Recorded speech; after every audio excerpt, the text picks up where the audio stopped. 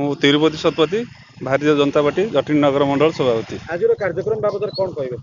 ଶୁଣନ୍ତୁ, ଇଏ ଆମର ଜାଣୁଥିବେ, ଆପଣ ତ ମିଡ଼ିଆ ଭାଇ ସବୁବେଳେ ଦେଖୁଥିବେ, ଆମ କର୍ମ ମନ୍ଦିର ଆୟୋଜନ ଜଟଣୀରେ ବହୁତ ପ୍ରକାର ହେଉଛି।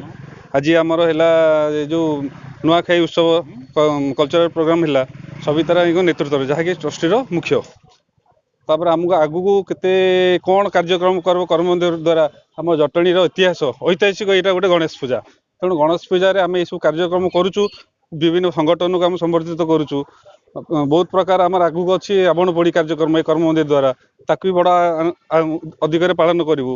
ତେଣୁ ଆମେ ଭାବୁଛୁ ଏଇଭଳିଆ କର୍ମ ମନ୍ଦିର, ଏଇ କର୍ମ ମନ୍ଦିର ଅନୁଷ୍ଠାନରେ ଆଗକୁ କେମିତି ଉନ୍ନତି କରିବ ଏଇ ଉତ୍ତରାୟଣ କ୍ଲବ, ଆମ ପୁରାତନ ଜଟଣୀର ସବୁଠୁ ବଡ଼ ସବୁଠୁ ଭଲ କ୍ଲବ, ଯାହାକି ଏଇ ଉତ୍ତରାୟଣ କ୍ଲବରେ ଆମେ ଏଇଭଳିଆ କାର୍ଯ୍ୟକ୍ରମ କରୁଛୁ। ସାରା ଜଟଣୀବାସୀ ବହୁତ ଖୁସିରେ ଅନୁଭବ କରୁଛନ୍ତି, ବହୁତ ସଂଖ୍ୟାରେ ଲୋକ ଆସିକି ଏଇ ଆମର କଲଚରାଲ ପ୍ରୋଗ୍ରାମ ଆନନ୍ଦରେ ଦେଖୁଛନ୍ତି।